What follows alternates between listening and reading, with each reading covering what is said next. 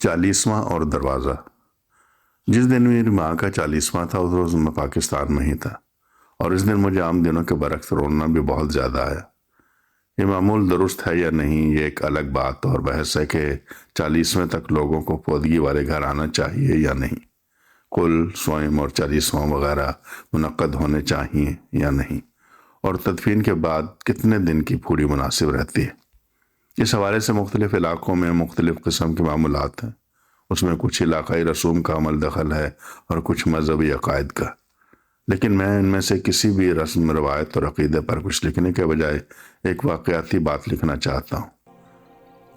ماں کے 40ویں تک لوگ محلے دار، دوست اور رشتہ دار گھر آتے رہے۔ اس انفرادی دکھ میں اجتماعی شرکت سے ڈھارس سی بندی رہتی تھی، سب کے ہونے سے کچھ کھو جانے کے احساس کی شدت کم ہو جاتی تھی، اور سب کی باتوں کا موضوع گفتگو ماں ہی تھی۔ اس لیے لگتا تھا کہ ماں ابھی ہمارے درمیان میں ہی موجود ہے۔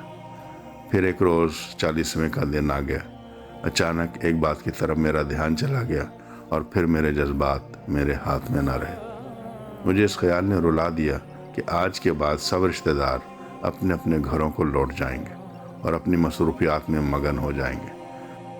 اب کوئی تعزیتی صف نہیں بچھے گی جس پر آنے والے لوگ بیٹھا کرتے تھے اور دعا کے بعد رضا خدا نہیں کہا کرتے تھے۔ اب محلے دار پرسہ دینے کے لیے نہیں آئیں گے، اب دوست تعزیت کرنے کے لیے وقت نکال کر نہیں آئیں گے، اب کوئی پھوڑی نہیں جمے گی جہاں لوگ مرنے والے کو تذکرے میں زندہ رکھے ہوئے تھے۔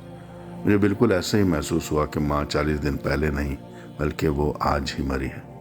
مجھے لگا کہ ماں اس سے پہلے دفن نہیں ہوئی تھی بلکہ اسے آج دفن کیا جائے گا، اور اس کے بعد کہیں بھی بسبیل تذکرہ کوئی بات ہوگی تو ہوگی، بصورت دیگر اب یہ دروازہ ہمیشہ کے لیے آج بند ہو جائے گا۔ بس اسی سوچ نے مجھے اپنے گرفت میں لے کر رلایا اور جیب بھر کے رلایا۔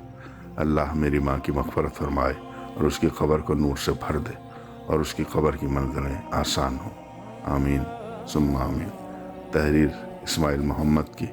میں ہوں بدر نذیر بابر۔